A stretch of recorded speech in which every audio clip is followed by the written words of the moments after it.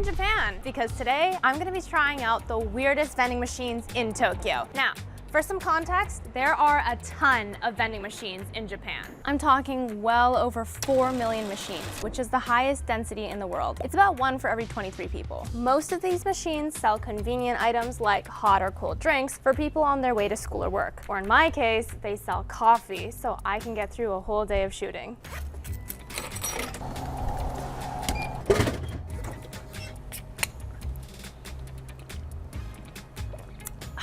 Now that's a good coffee. Beyond the basic stuff though, I've scouted out 5 unique vending machines across the city, and I'm gonna rate them based on value for money, convenience, and uniqueness. Vending machine fact: garbage bins are really rare here, so when you see one, don't forget to toss away all your cans and bottles. I'm in Ikebukuro right now, and our first stop is just a couple blocks away, so let's get to it. All right, so we have made it to the King's Treasure Box. Gambling is actually illegal in Japan, but they found some pretty creative ways around it, and this machine is one of them. We could win a PlayStation, a MetaQuest, a Switch. I would love a Switch. And then obviously there's also a bunch of smaller items, but I went to the ATM and I got out 3,000 yen, which is enough for 3 attempts. I'm really hoping I could win something good. So one dream is only 1,000 yen or $10. Let's see.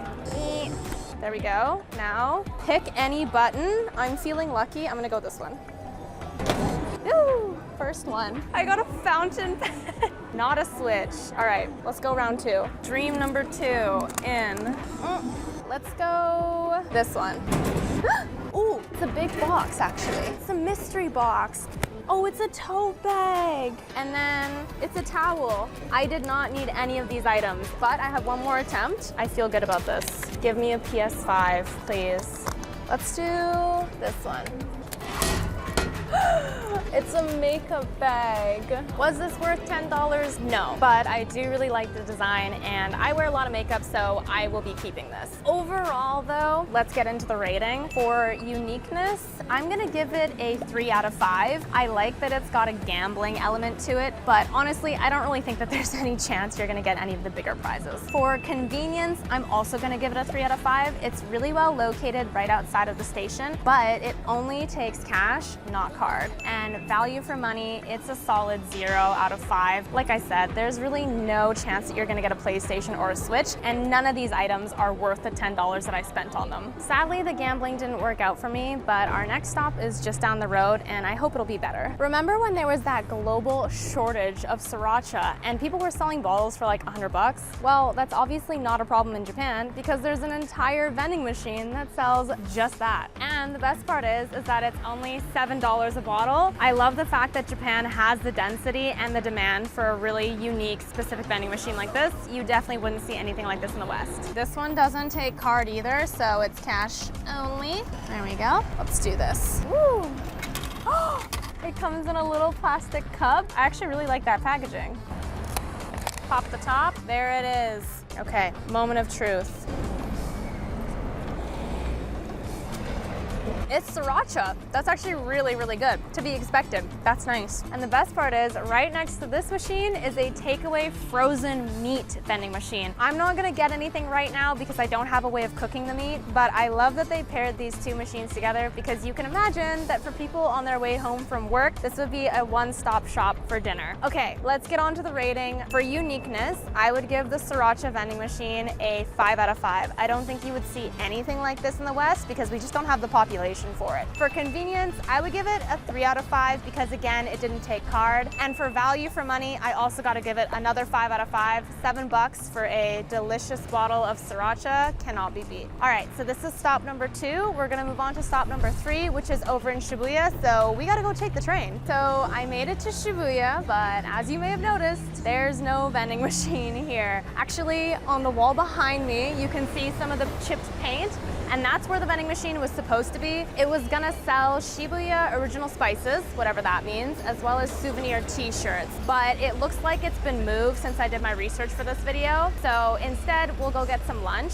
I actually also got kicked out by the same security guard the last time I tried to film at the Shibuya 109. So I guess it all worked out. Now for the rating, this one's really easy because there's just no vending machine. So it's a solid 0 out of 5. Anyways, I'm really hungry. Let's go get some food instead. Okay, so since Shibuya was a complete bust, I am now in Minato City and I found this ramen restaurant which uses this tablet for ordering. It's not quite a vending machine, but it is still really convenient, so we're gonna try it out. So the really cool thing about a bunch of restaurants in Japan is they will have tablets where you can order directly from your table without having to interact with anybody. And most of them also have English, which is great if you don't speak any Japanese. So I've got it on English here. This place does mostly ramen, so you can select all the different types as well as your sides, your drinks, and any additional toppings. So I'm just gonna go ahead and get their most popular ramen. I mean, it's probably popular for a reason. The ramen is finally here, and look at how good that looks. It was only about like $12 too, which is a really good deal for how big this is. I hope it translates on camera. So I'm gonna give it a little taste test. Let's start with the broth. It's actually quite light, but still has a lot of flavor. I'm gonna try the meat next. These are really thin slices. And my favorite part are the marinated eggs. Let's see if this is a good egg. It's so hard to cut it. There we go. You can tell a good egg if it is nice and golden on the center, but also still a little runny and jammy. Look at that. Perfectly cooked. Honestly, I think this ended up being way better than the Shirts and Spices vending machine. Value for money, 5 out of 5. Convenience, I guess a 5 out of 5 too. I mean, it's not really a vending machine, but I'll just count this as one. And uniqueness, it's ramen in Japan, so it's not that unique, but still, I feel like this is really good. All right, I'm outside of the Chilaxi CBD store. And I'm also struck out of luck. This was supposed to be our 4th vending machine of the day, but I just talked to the guy inside and they have removed all of their CBD vending machines. It was gonna sell like oils, vapes, it had a ID card scanner for age verification, but yeah, it looks like they've gotten rid of all of them in Tokyo. So striking out again, we're just gonna move on to our 5th spot. Okay, so we finally made it to Inokashira Park. It was about an hour on the train, but the good news is that there are actually vending machines here and they look really good, so let's go try them out. This is the retro vending machine that we came all the way out here for. It sells 2 unique items, bee larva and canned bread with 4 different flavors. We have strawberry, blueberry, chocolate, and then like a milky cream. I'm a big bread fan and I feel like bread in a can is the food of the future, so I'm really excited to try these. The bee larva, not so much, but I'm gonna get the milk variety, I think, because that sounds like it's gonna taste the best. So let me I'm gonna get the cream first. Ooh. Bee larva is kind of expensive. I guess $11 is reasonable for such a unique item. Bee larva. For some reason, this also sells takoyaki in a can. I might as well just get that too since we came all the way out here, and it's only $6, so. Takoyaki! Here's all of my hauled canned goods. It's a really nice day in the park, so let's go do a little picnic. It is a beautiful day to eat some canned food. I'm gonna start with my most exciting bit, the cream bread. I love bread. I'm a carb girl through and through, and the fact that this is in a can, I feel like I'm making some dreams come true today. Oh, oops. It's got a nice wrap on it. This feels, ooh, it smells really good actually. It smells fresh. I mean, I don't really know what to expect from bread in a can, but it's like birthing a baby. Not my bread baby. Oh, it's soft and moist actually. This is quite moist. Oh, wow. Look at that. This actually looks really good. It actually smells really good too. Okay, it's a little bit sweet, a little bit dry on the inside. Also, as I suspected, kind of dense at the top here. Maybe this part here is a little bit lighter and fluffier, so let me try this bottom bit. Oh, that's paper. Okay, that's the paper. Never mind, we're gonna try this part. Okay, it really depends where on the bread you're getting it. This is a lot lighter and fluffier. Look, is it the best bread I've ever had? No. Is it the best bread in a can I've ever had though? Yes. I feel like if I was in a post-apocalyptic Walking Dead situation and I had to survive off of canned food, I wouldn't be totally mad at this. It's not terrible, and I do love bread. Next one is the canned takoyaki, and it actually came with a little serving toothpick. So this is nice, and I love takoyaki. Normally, I have it hot. I've never had cold takoyaki before, but there's a first for everything. Ooh, oh, it's got sauce. I was fully not expecting for it to have that much sauce. Oh my goodness. That is very saucy. It's dripping in sauce, actually. It smells like a traditional takoyaki sauce. It's kind of a little bit more gelatinous than I'm used to, but let's see. The smell is not amazing, but oh, it's so mushy. There is actually a little bit of the octopus you can see inside. It does actually have octopus, but the dough is just so gummy and mushy. The texture's really off-putting actually, and the flavor's not that great either. It's also cold and not hot. These are not good.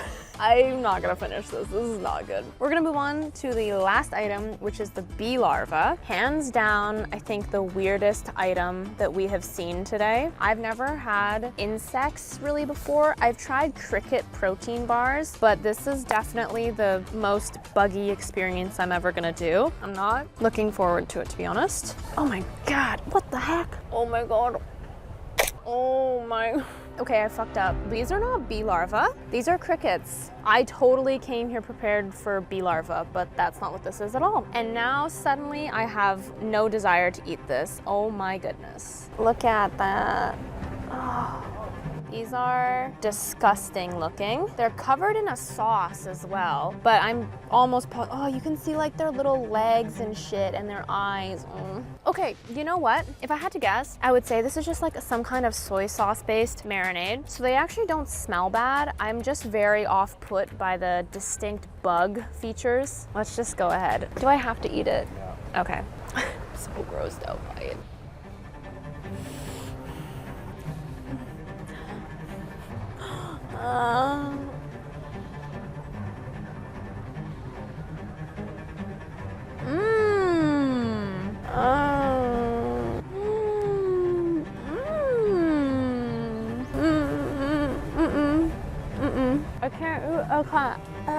I can't do it. I can feel the individual leg on my tongue.